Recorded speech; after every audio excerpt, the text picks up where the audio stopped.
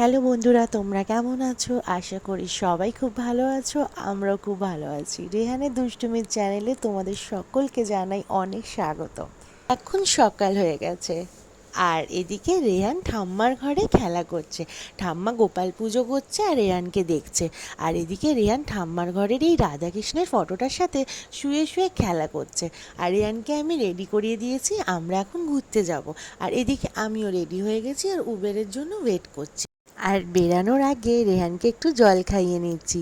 আর রেহানের জামাটা দেখে তোমরা কিন্তু ভেবো না এরকম জামা পরিয়ে কেন ওকে নিয়ে বাইরে বেরিয়েছি, কারণ তোমরা তো জানো অনেক গরম। আর বাচ্চাদের এরকম পাতলা জামা পরালে ওরাও একটু আরাম পায়, তাই জন্য এরকম একটা হালকা স্যান্ডো গেঞ্জি পরিয়ে নিয়ে বেরিয়ে পড়েছি। আর আমরা এখন কোথায় যাচ্ছি জানো? আমরা এখন যাচ্ছি রেহানের দাদুর বাড়ি, জামাই ষষ্ঠী উপলক্ষে।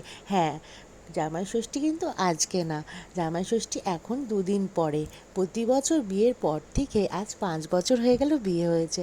হ্যাঁ, আর 5 বছরের মধ্যে প্রতি বছর কিন্তু জামাই ষষ্ঠী সকালবেলায় সাজুগুজু করে বরের সাথে যাই বাপের বাড়ি। আজকে কেন 2 দিন আগে যাচ্ছি? যেহেতু আমি পুরীতে ছিলাম, মায়ের সাথে অনেক দিন দেখা হয়নি, আর মায়েরও মনটা একটু খারাপ, আর আমারও মনটা মানছে না, তাই চলে যাচ্ছি মায়ের কাছে আমি আর রেহান। আর এদিকে আমার বর যাচ্ছে না, বর একেবারে জামাই ষষ্ঠীর দিন সকালবেলা যাবে।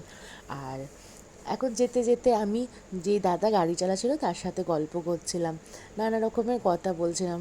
ঠিকই কথা, দাদা বলছিল রাস্তায় এত গরম, সারাদিন খুব কষ্ট হয়।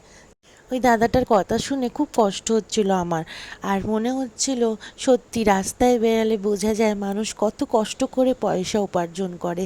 ঘরে থাকি তো বুঝতে পারি না, আর কি করা যাবে। যাই হোক, এদিকে জল টেস্টটা পেয়েছে, আর বিশেষ করে ওর খুব ঘুম পেয়েছে। দেখো ওর চোখটা দেখলেই বুঝতে পারবে।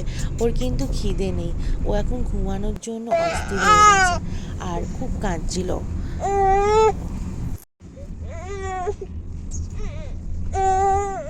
এখন দেখো রেহানের দিয়া রেহানের জন্য ওয়েট করছিল রাস্তার মধ্যে দাঁড়িয়ে। আর এখন আমি যখনই আসি মা দাঁড়িয়ে থাকে রেহানের জন্য। আর এদিকে পুচকুটা দেখো অস্থির হয়ে গেছে আমাকে দেখে। আর এই হচ্ছে আমাদের বড় মা, তোমরা সবাই প্রণাম করো, মাকে নিজের মনের আশা জানাও।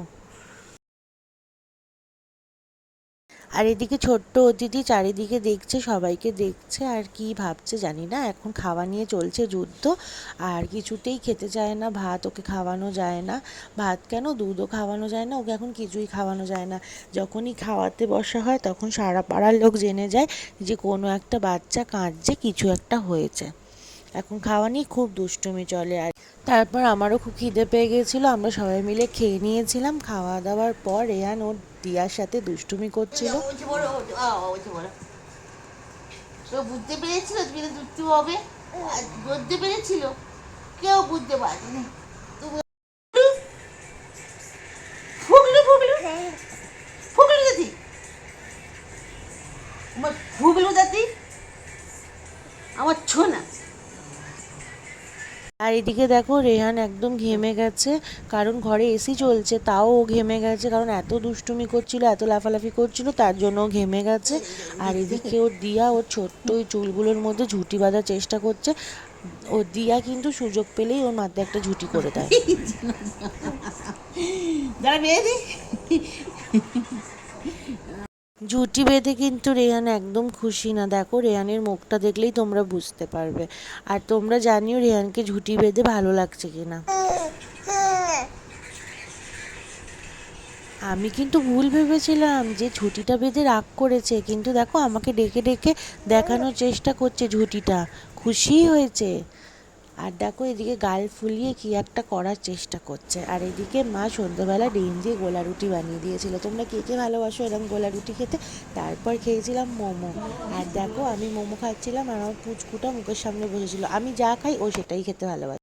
রাতের বেলা ঠাকুর বিসর্জন যাচ্ছিল, আর রেহান সেই সময় জেগেছিল। রেহানকে নিয়ে বারান্দায় আসতে রেহান বাজনার আওয়াজে খুব আনন্দ পেয়েছিল।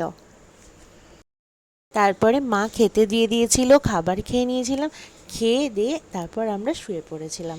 এ দাও সবাইকে টাটা করে দাও। হ্যাঁ, আচ্ছা এবার সবাইকে গুড নাইট বলে দাও। ঘুম পেয়ে গেছে, তাতা না, এবার গুড নাইট বলে দাও। বলো আমরা আজকে ব্লগটা এখানেই শেষ করছি, কালকে আবার দেখা হবে সবার সাথে নতুন একটা ব্লগে। টাটা।